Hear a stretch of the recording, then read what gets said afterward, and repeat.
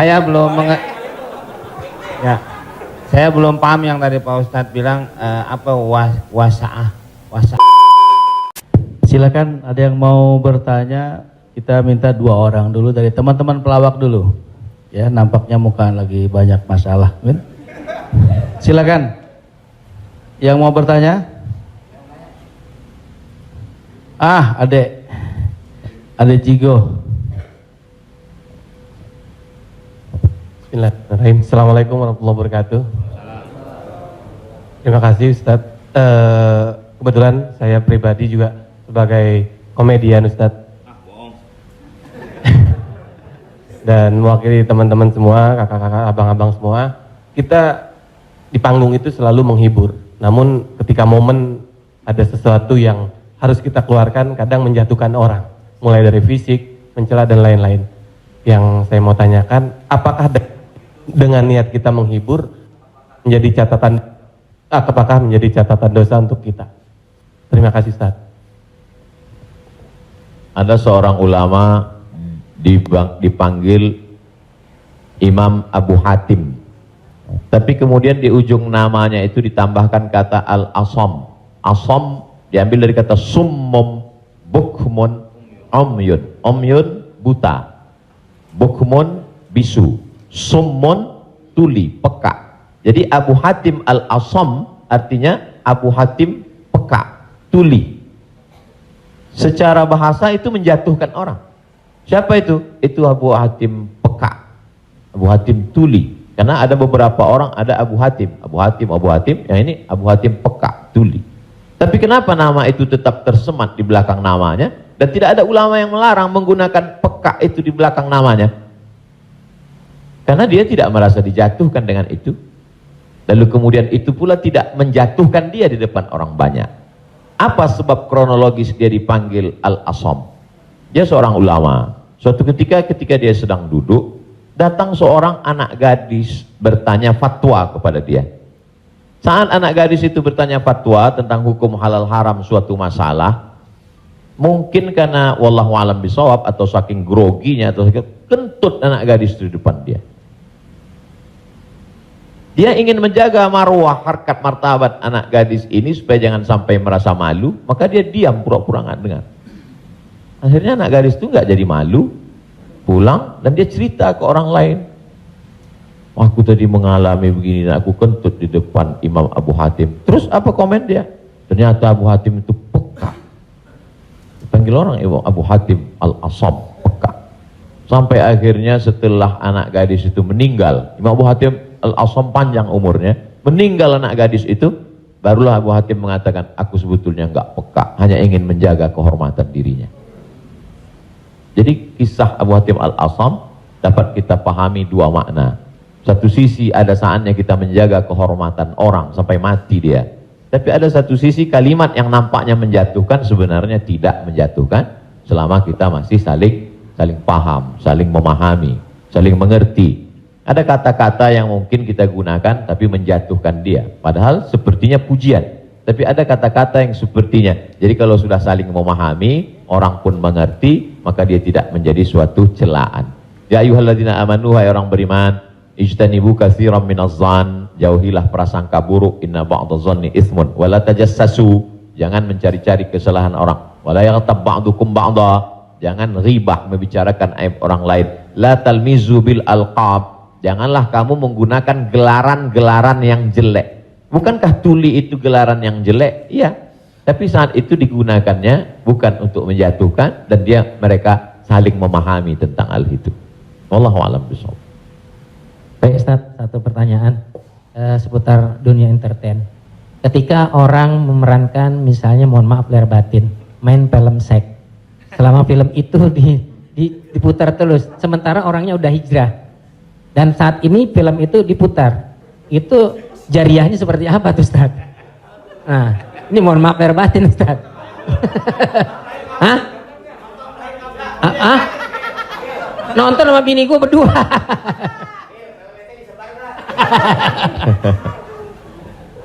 Man sanna fil islami sunnatan hasanatan, siapa yang membuat perbuatan yang baik, falahu ajruha, dia dapat pahalanya. wa ajru man amila biha, dan orang lain yang terinspirasi dengan itu. Jadi kalau Paski membuat rumah tahfiz, lalu kemudian komunitas-komunitas yang lain terinspirasi dengan itu, maka dapat pahala min ghairi an yanqusa min ujurihim syai'un. Pahala mereka tidak berkurang, sama-sama dapat 100 min ba'dih, setelah mati. Itu kalau yang baik. Bagaimana dengan yang tidak baik seperti yang tadi?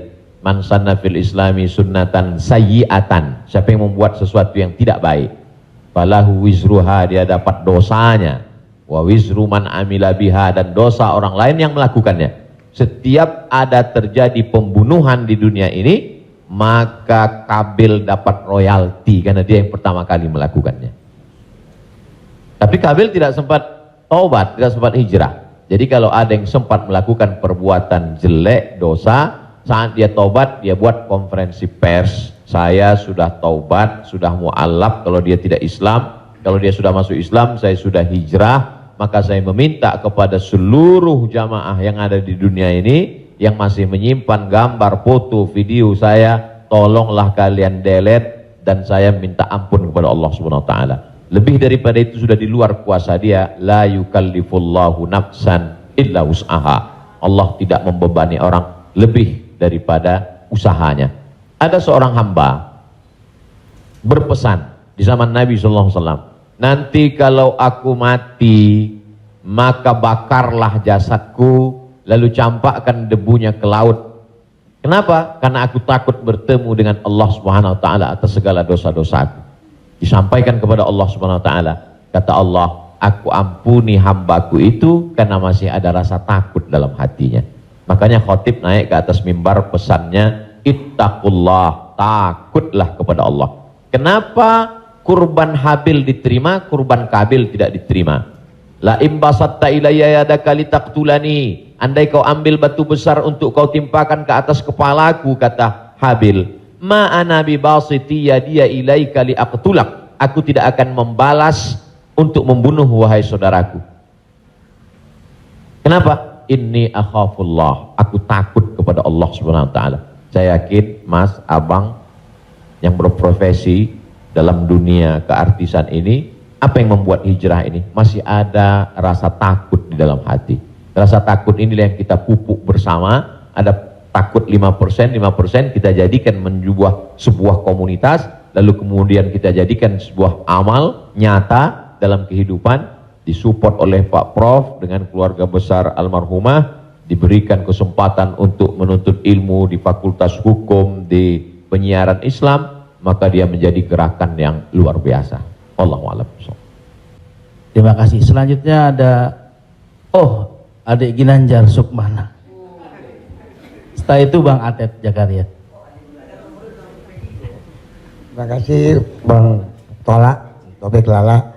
Ustadz, tadi Ustadz cerita bahwa Rasulullah juga bergurau, tapi gurauannya itu tidak pernah berdusta, dan itu yang tidak boleh, kata Rasulullah. Sementara teman-teman pelawak, sadar atau tidak sadar, lawakannya itu banyak berdustanya juga Ustaz. Cari-cari, mengada-ada kan, karena memang tujuannya untuk membuat orang tertawa. Tapi kalau saya kan, maaf, saya bukan pelawak, saya peragawan Ustaz. Jadi peragawan pakaian anak-anak. Jadi saya dengar dusta kan gitu ya.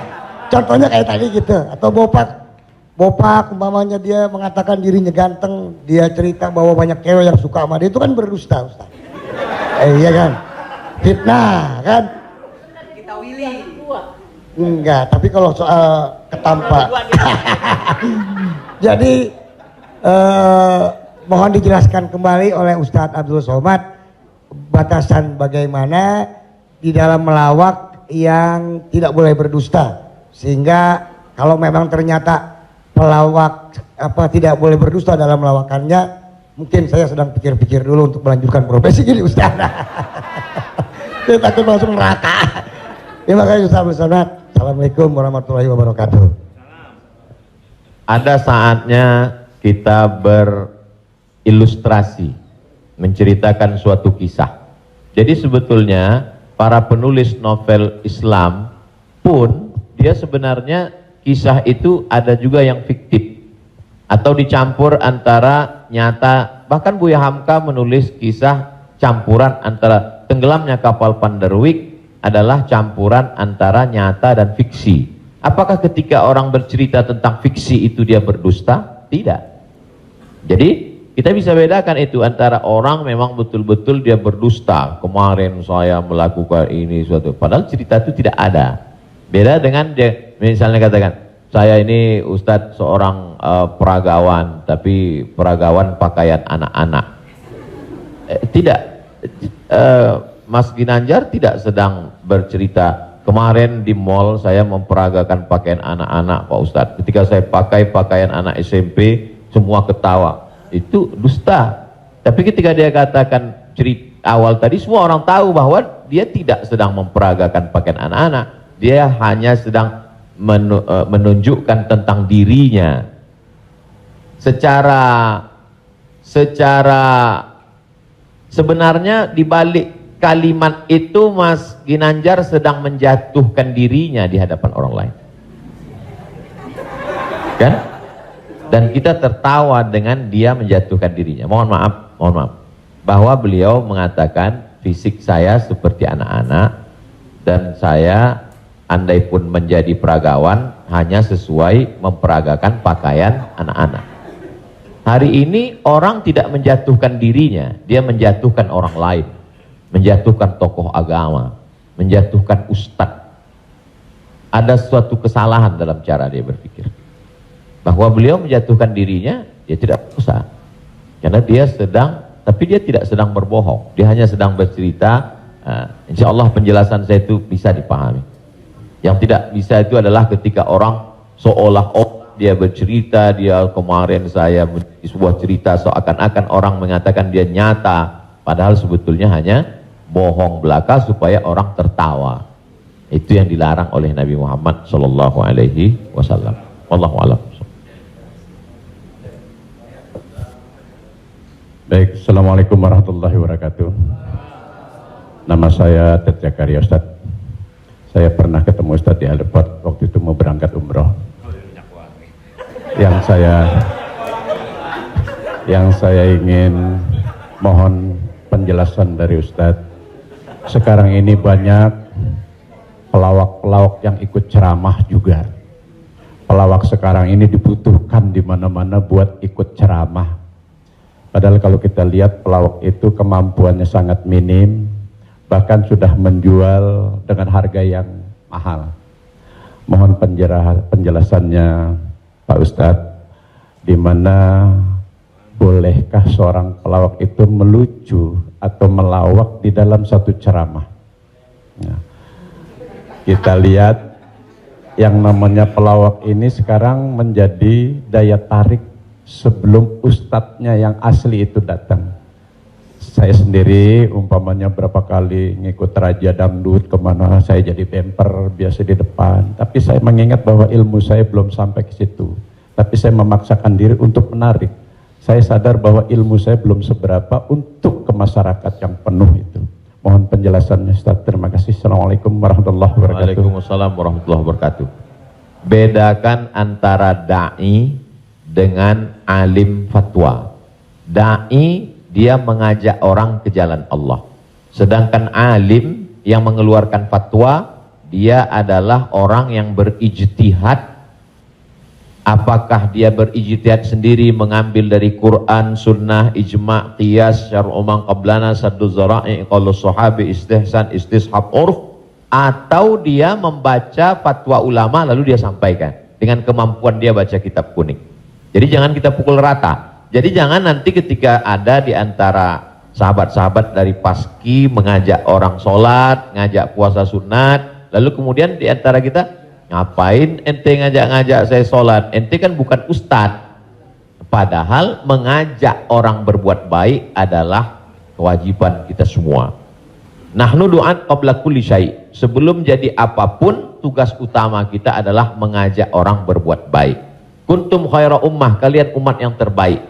Kapan kita menjadi umat yang terbaik? 3. Ta'muruna bil ma'ruf, ajak orang buat baik. Wa tanhauna 'anil munkar, larang orang buat mungkar. Wa tu'minuna billah, beriman kepada Allah. Jadi kalau hanya sekedar ngajak orang sedekah, ngajak donasi buat rumah tahfiz, ngajak ngumpulin beras untuk santunan yatim fakir miskin, maka pelawak boleh, penyanyi boleh, polisi boleh, siapapun. Karena itu tugas sebagai seorang muslim, amar ma'ruf nahi mungkar. Yang tidak benar itu adalah ketika dia sudah dianggap sebagai ustadz dan ditanyakan suatu masalah dan dia terdesak, akhirnya dia bicara padahal dia tidak mengerti.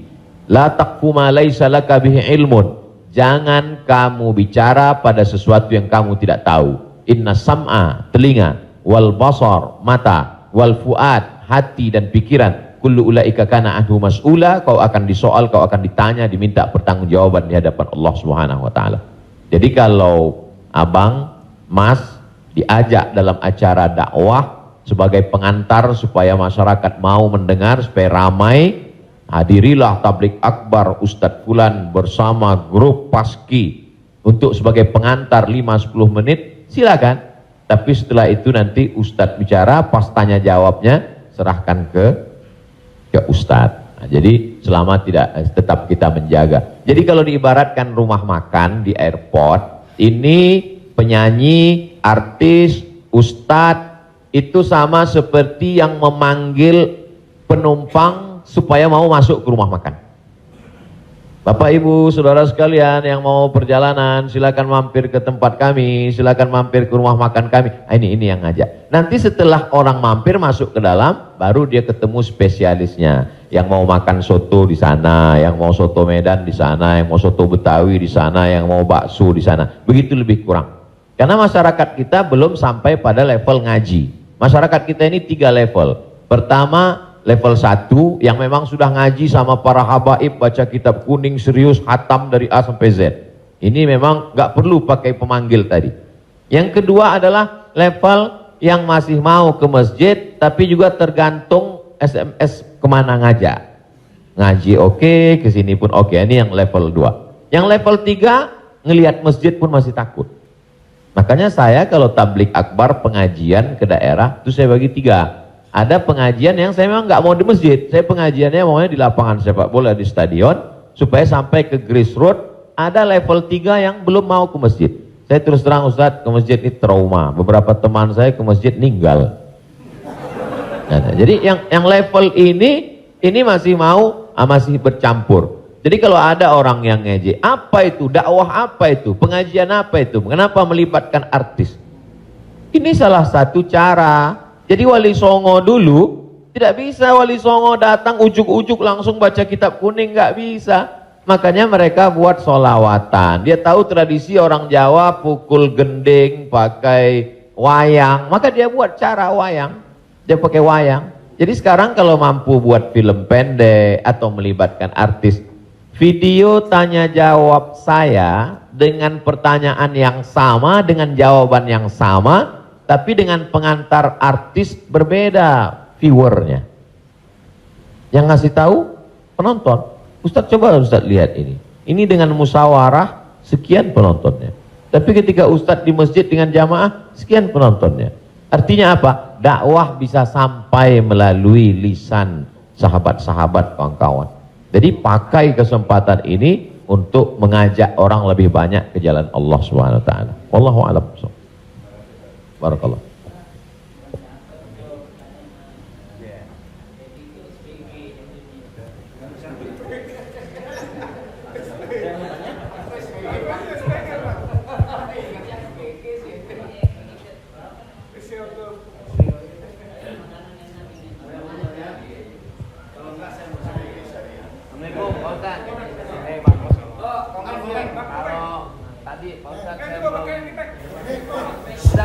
Udah Pak. Apaan? Mesti pakai. Saya belum ya, saya belum paham yang tadi Pak Ustadz bilang apa wasaah apa wasi. Oh, lo jangan nyampur. Agama lo beda lo. Wasaah ambil bercanda apa tadi gitu. Pak Ustadz lupa ya, nanti saya jelasin lagi. Apa tadi? Wasaah kalau nggak Nggak tahu, tak Wah Ujang adanya kali. Ya Pak Ustadz. Ya itu. Wasilah. Bukan. Wasa'ah apa wasi'ah? Contoh baik, contoh buruk. Wassalam habis dong. Hah? Sa'ah wa sa'ah. Nah, itu Pak Ustadz. Sa'ah. Jadi ketika itu ucapan hadis Nabi. Ada seorang sahabat, dia datang menemui Nabi. Kenapa ketika kami duduk bersamamu ya Rasulullah di dalam Masjid Nabawi, di majelis ilmu, kami merasa dekat dengan Allah. Kami merasa takut kepada Allah. Tapi ketika kami pulang ke rumah, ketemu dengan anak istri bersenda gurau, kok rasanya beda. Lalu apa kata Nabi? Sa'ah wa sa'ah. Hidup ini ada masanya serius, ada masanya bercanda, ada masanya begini. Lau kuntum kama kuntum la safahatkumul malaikah. Seandainya kamu seperti itu terus, seperti saat berada denganku di hadapanku di masjid, tidak berubah-berubah, turun malaikat bersalaman dengan kamu, kata Nabi SAW. Jadi sahabat itu pun mengalami seperti yang kita alami dan kekhawatiran seperti kekhawatiran kita. Ketika kita duduk dengan Habib, dengan Ustadz di masjid, dengan Kiai, dengan Tuan Guru, terasa begitu full iman. Tapi begitu pulang ke rumah, kok begitu ya? Rasa yang kita rasakan sekarang dirasakan juga sahabat Nabi dulu, dan mereka tanya, kata Nabi nggak salah. Karena hidup ini ada sa'ah wa sa'ah. Sa'ah artinya bahasa Indonesianya saat. Semua ada saatnya, semua ada masanya. Selama tidak kita katakan, kamu kok mabuk kemarin? Semua ada saatnya. Ada saatnya mabuk, ada saatnya. Allah. Terima kasih Pak Ustadz. Paham ya? Ya, enggak, ya, paham dong.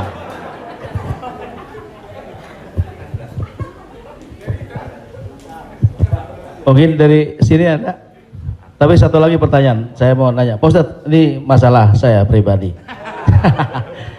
Jadi saya ya ada masukan juga ketika hukum riba. Mobil itu ya, ini umum ya kan. Jadi mobil kita jual, kemudian kita coba berusaha cash. Saya untuk menghilangi kredit. Nah, saya mau tanya, ini juga amanat dari keluarga saya. Dipastikan lagi. Boleh nggak, Kiai, kita kredit mobil? Padahal padahal ini menjadi hal penting bagi saya untuk mobilisasi kemana gitu. Saya punya anak kan baru kelar UIN. Jadi ini saya lagi diceramai gitu. Papa sudah lah Pak, jual Pak. Kita nggak usah dibeli, lillahi ta'ala aja. Ya saya bilang ini lillahi ta'ala agak susah nak, dia bilang gitu. Tapi ini real, saya jual, saya mencoba untuk beli cash, nungguin cash lama. Jadi jangan suka buka aib orang, Mbak.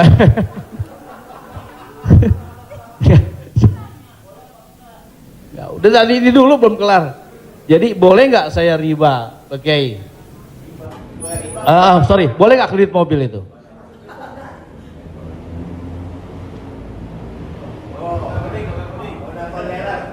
Alhamdulillah CRV jadi baru gue. Buka Google, ada tulisan saya di situ. Nanti Bapak, Ibu, Abang, Mas share ke teman-teman. Buka Google, tulis di situ Somad Morocco, SOMADMOROCCO, Somad Morocco, SOMADMOROCCO, Somad Morocco, spasi kredit, sudah, enter. Somad Morocco spasi kredit, tulisan yang paling atas kredit, ada tanda tanya, Aska. Di situ jawaban. Saya sudah tulis tentang masalah kredit ini.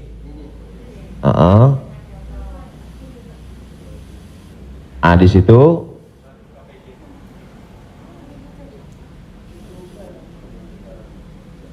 Nah, bisa dibaca. Bisa bahasa Arab, Ustaz. Ada Terjemah Mas Komeng, terjemah di bawah. Terjemah di bawahnya. Terjemah di bawah. Majma' Al-Fiqih Islami membolehkan jual beli dengan tempo. Dah? Membolehkan jual beli dengan tempo, jangka waktu, garis miring kredit pada konferensi ke-6 yang dilaksanakan di Jeddah pada tahun 1990 dalam keputusan tersebut. Jadi jual beli dengan tempo kredit itu boleh. Bawah, ini penjelasannya. Yang bawah langsung bahasa ke jawaban. Jual beli kredit itu tidak ada keberatan di dalamnya, boleh jika waktu dan tambahannya diketahui. Dibayar dalam waktu 2 tahun. Dibayar dalam harga 200 juta. Dicicil 1 bulan 15 juta, misal 10 juta, 12 juta. Meskipun harga kredit lebih mahal daripada kontan, karena penjual dan pembeli sama-sama mendapat manfaat. Penjual mendapat manfaat tambahan harga dan pembeli mendapat manfaat tempo jangka waktu. Disebutkan dalam Sahih Al-Bukhari. Apakah di zaman Nabi ada kredit? Ada. Dalam Sahih Bukhari, Sahih Muslim, bahwa barirah itu manusia. Waktu itu masih boleh jual manusia, hamba sahaya. Bahwa barirah dijual oleh tuannya dengan cara kredit selama 9 tahun. 1 tahunnya dibayar 40 dirham. Ini menunjukkan bolehnya jual beli kredit. Kesimpulannya, uang dengan barang boleh, tapi uang dengan uang riba. Prof, saya pinjam uang 200 juta. Nanti saya bayar 220. Haram, riba. Tapi ketika saya beli mobil, Prof, saya cicil tiap bulan, maka lunas dalam waktu 1 tahun, itu tidak riba, karena akadnya uang dengan barang. Yang jadi masalah ketika kita pergi ke dealer untuk beli mobil, kita katakan kita tidak punya uang cash, dia tidak mau langsung transaksi dengan dia, tapi dia akan libatkan pihak ketiga, penyedia keuangan. Pada akhirnya transaksi kita adalah uang dengan uang. Uang dengan uang, bukan uang dengan barang. Lalu apa solusinya? Pergi ke bank syariah. Kenapa di bank syariah uang dengan barang? Assalamualaikum, waalaikumsalam. Bank syariah, saya mau beli mobil. Terus mau pinjam uang, kata bank syariah, kami tidak melayani peminjaman uang dengan uang, karena uang dengan uang berbunga haram. Bapak sebetulnya mau beli apa? Mau beli mobil. Kata orang bank syariah, mobilnya kami beli. Bank syariah membeli mobil. Setelah itu bank syariah menjual mobil itu ke kita, maka akadnya kredit sama seperti barirah dibeli pada zaman Nabi, kredit 9 tahun. Jadi akadnya adalah uang dengan barang. Begitu. Allahu a'lam. Ya alhamdulillah. Beli lagi, saya lebih kembali lagi pakai syariah. Selanjutnya siapa yang mau bertanya? Silakan umum sekarang. Bang Dery mau nanya? Oh, yang ibu-ibu aja, ibu-ibu. Pak.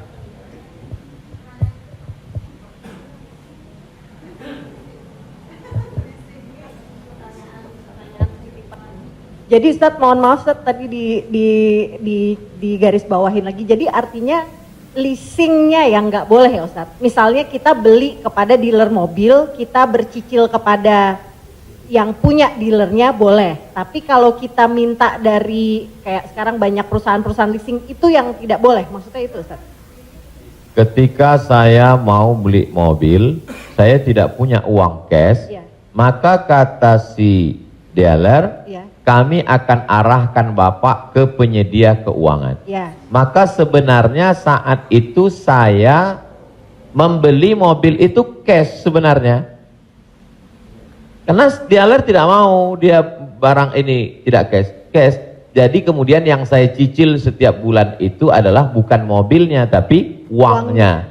Maka saya terjebak pada rentenir, riba, bahasa kerennya leasing segala macam. Inilah yang menyebabkan haramnya, karena transaksinya adalah uang dengan uang.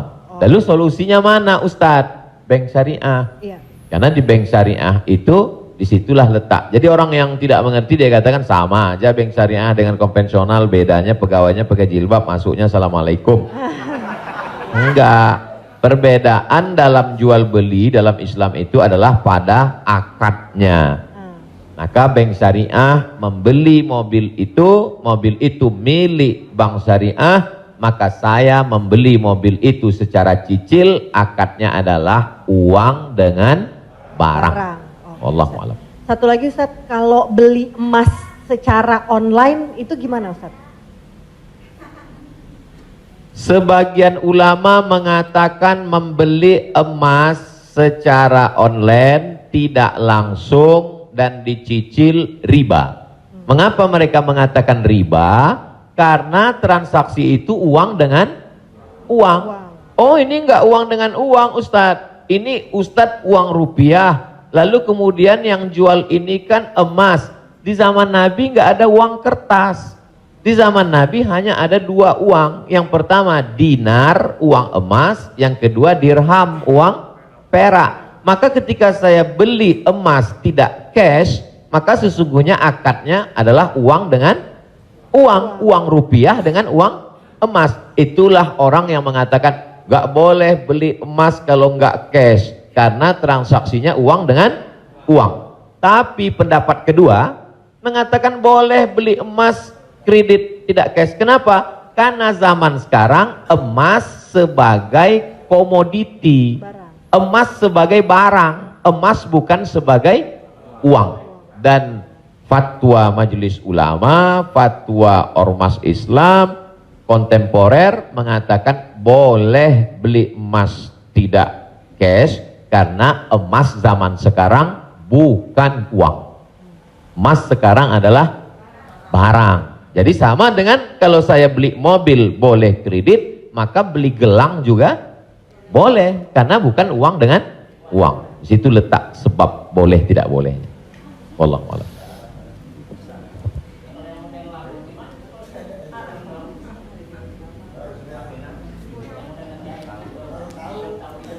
Yang sudah banyak-banyak taubat nasuha, sholat sunat, istighfar.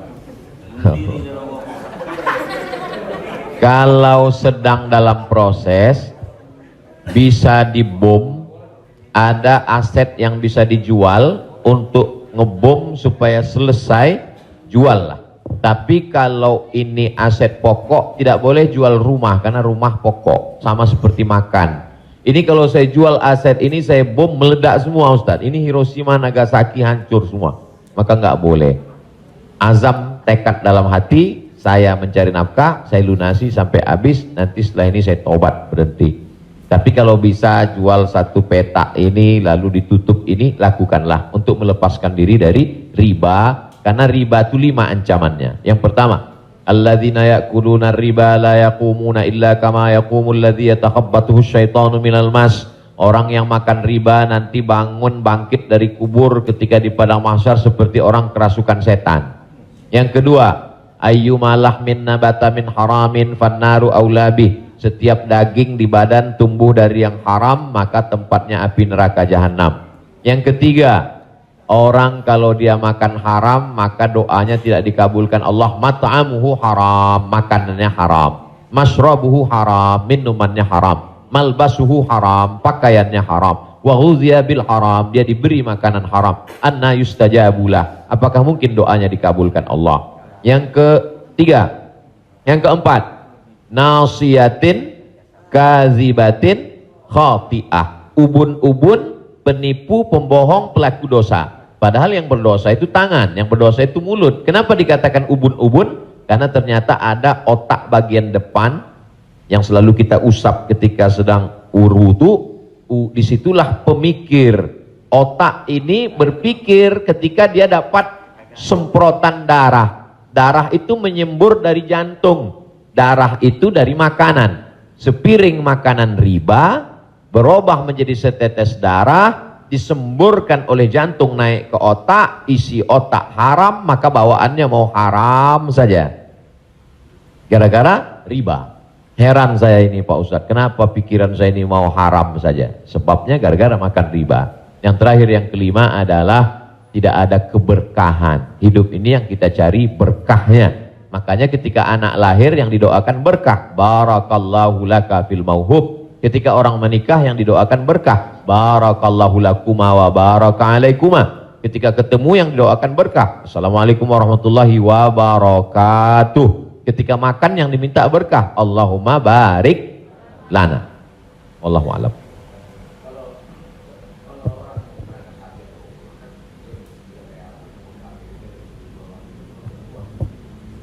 Transaksi uang dengan uang boleh dengan syarat yadan biadin, langsung cash. Maka ketika sampai di Makkah, saya keluarkan uang rupiah, saya katakan saya mau beli rial, langsung cash, boleh. Begitu juga membeli dolar. Saya sampai ke Maroko, saya beli dirham. Maka pemerintah Saudi Arabia tidak akan bisa mengizinkan buka money changer, uang, pertukaran uang ini kalau tidak ada fatwa dari ulama. Mereka amat sangat ketat. Jadi boleh tukar ini selama dia langsung dan cash di tempat itu, langsung jadi. Wallahu a'lam. Ustaz, Assalamualaikum. Ustaz, saya mau nanya Ustaz, berkaitan dengan kredit tadi, ada juga selain kredit namanya gadai Ustaz. Gadai, tahu gadai Ustaz ya? Kalau nggak tahu saya jelasin. Biasanya zaman sekarang gini Ustaz, orang punya kendaraan, kemudian karena nggak punya uang digadaikan mobilnya misalnya sama orang itu. Itu termasuk itu riba atau gimana? Kalau gadai seperti itu. Imam yang paling tua di antara imam yang 4 itu namanya Imam Hanafi. Meninggal tahun 150 Hijrah. Suatu ketika dia berdiri di depan rumah orang. Ada panas terik, dia berdiri di depan rumah orang. Padahal di depan rumah itu ada atapnya dan ada pohon kayu. Lalu orang bertanya kepada Imam Hanafi, Imam Hanafi, kenapa kamu tidak mau berlindung di bawah atap yang punya rumah itu? Dan kenapa kamu tidak mau berlindung di bawah pohon kayu? Kan lebih baik berlindung daripada kena panas. Apa kata dia? Saya meminjamkan uang pada orang ini dengan sistem gadai, maka saya tidak mau mengambil keuntungan dari dia. Ayyuma lahmin kullu qardin jarra naf'an fahuwa riba. Setiap gadai pinjaman kalau kita ambil manfaat maka itu berarti riba. Tidak mau bernaung di bawah atap rumahnya karena itu dianggap sebagai manfaat. Jadi manfaat tidak hanya sebagai uang tapi juga manfaat sampai sekecil itu dia menjaga dirinya. Jadi gadai dalam Islam hukumnya boleh, tapi jangan ambil manfaat dari gadai. Yang terjadi sekarang adalah orang mengambil manfaat dari gadai. Saya punya uang, lalu kemudian ada orang mau pinjam uang, saya tidak percaya dengan dia.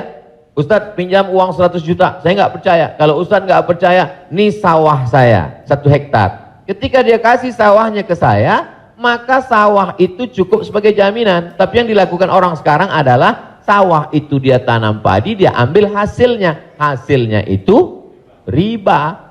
Maka sekarang orang kaya makin kaya, yang miskin makin miskin. Bagaimana dia mau bisa menebus uangnya, orang sawah dia dipakai terus dan uangnya diambil. Maka yang punya uang makin kaya, yang minjam makin miskin. Padahal dalam Islam mestinya cukup suratnya saja dipegang. Kamu kalau mau garap sawah ini garaplah, nanti bayar hutangmu. Itu akhlak dalam Islam. Akhlak itulah yang dihilangkan oleh riba. Riba ini sangat kejam. Allahu a'lam.